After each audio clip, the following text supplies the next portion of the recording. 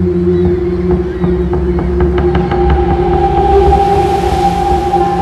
know, throughout time, people have thought that we were the center of the universe. The Earth was the center, and the sun went around and around, and the stars rotated around us. Earth and humans were the center of the universe. Well, of course, once we started realizing we're just a part of the solar system going around the sun, and then we heard about evolution, and human beings are just descended from ape-like creatures like everything else, we began to lose our sense that we belonged anywhere.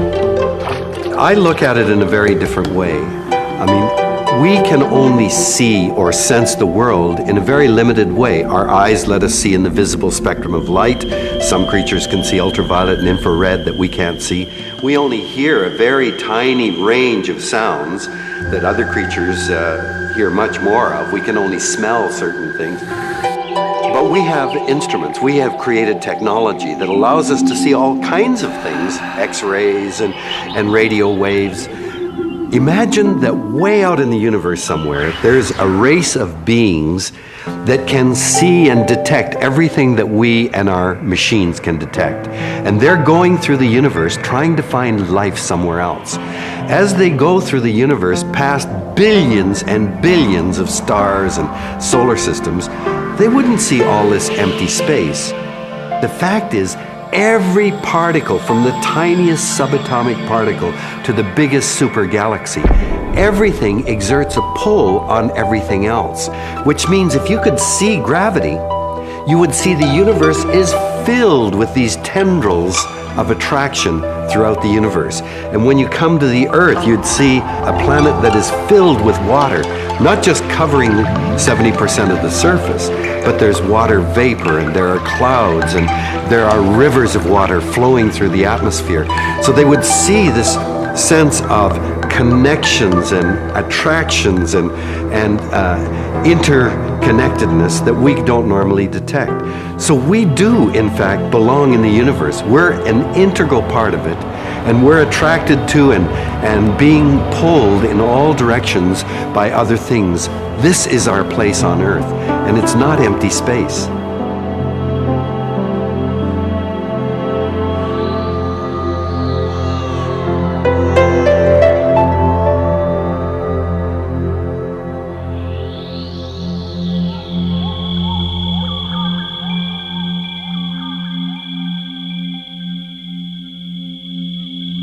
What has happened today is that we no longer see the world as it once was. Throughout human history, our songs, our prayers, our rituals celebrated the fact that we are deeply embedded in the natural world and dependent on it. We constantly reaffirmed that we had a responsibility to act the right way in order to keep nature as generous and abundant as it had always been. That was the human understanding. Because in nature, everything is interconnected. Anything you do has consequences, and therefore, we have responsibilities. But today we live in a world in which that sense has been shattered.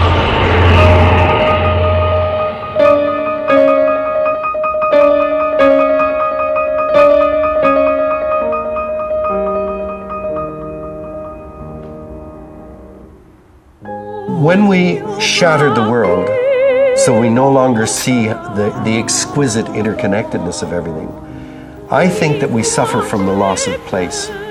We no longer belong anywhere.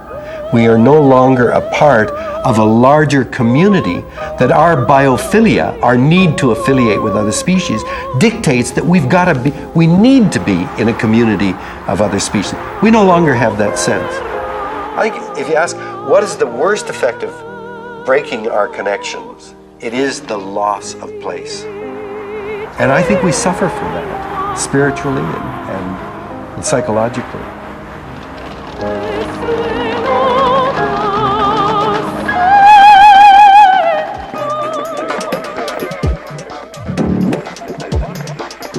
The media, I think, must bear a tremendous responsibility for the shattering of our world.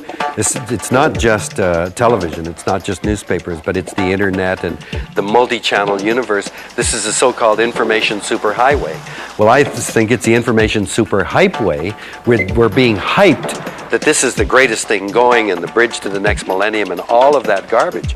The reality is that the way we get our information is in fragmented bits and pieces. There is no sense of context to explain why this is important, no history that tells you why this has happened, no sense that there's anything you can do about it anyway. You just get disconnected pieces of violence in Bosnia, a storm in Pakistan, an earthquake in Guatemala, and they all come at you, and at the end of the newscast, our brains are mush.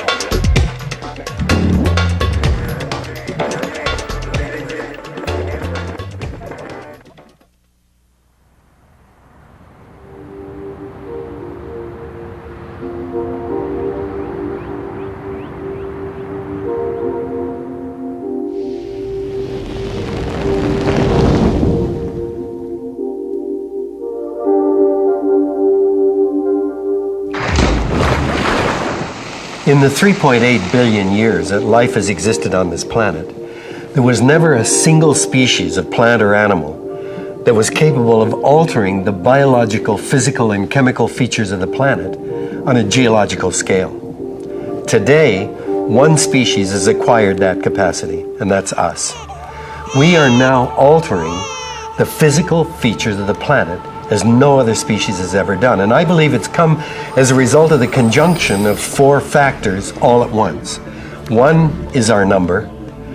We have become the most numerous mammal on the planet. But it's not just a matter of our numbers. We have also acquired very, very powerful technologies, from computers to plastics to space travel to organ transplants. All of that has become a part of our lives in the last 100 years. And that technology used on our behalf means that each of us is having a much greater impact on the earth. So numbers and technological muscle power. But you add to that the fact that in the last 20 years, we have become afflicted with a terrible itch to buy stuff. 4, 3, 2, 1, go. We have become hyper consumers. And so we just got to get more and more stuff, and everything is getting bigger and bigger. That all comes from the earth.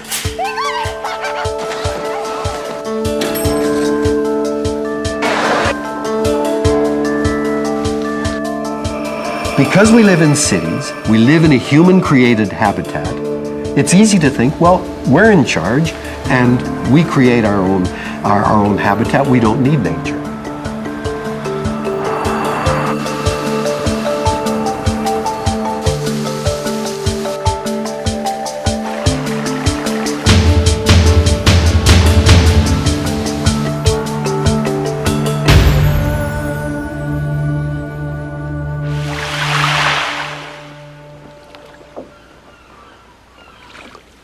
When I first encountered First Nations people, I was struck by the way they referred to the earth as their mother.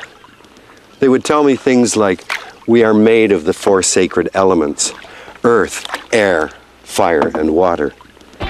Only a few hundred years ago would have been just a common knowledge of all people. The fact that we're made out of the things we eat and the water that we drink and the experiences that we live are, of course, that's what all that we're made out of. And as I reflected on that, I realized we framed the environmental problem the wrong way. There's no environment out there, and we have to interact with it. We are the environment because we are the earth, and we're made by the four sacred elements: earth, air, fire, and water. And that's not meant in a metaphoric or a poetic way of speaking. They mean that in the most scientifically profound way. And for me, that began a whole shift in the way that I looked at the issues that confront us and the way we live on this planet.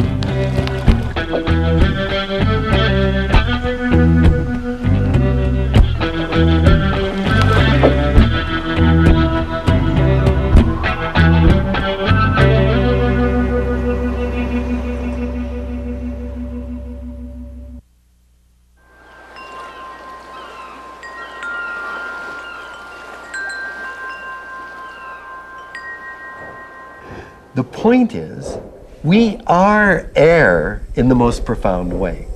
That is, you can't draw a line and say the air ends here and I begin there. The air is in us, it's stuck and to our surfactant, and it's distributed throughout our bodies.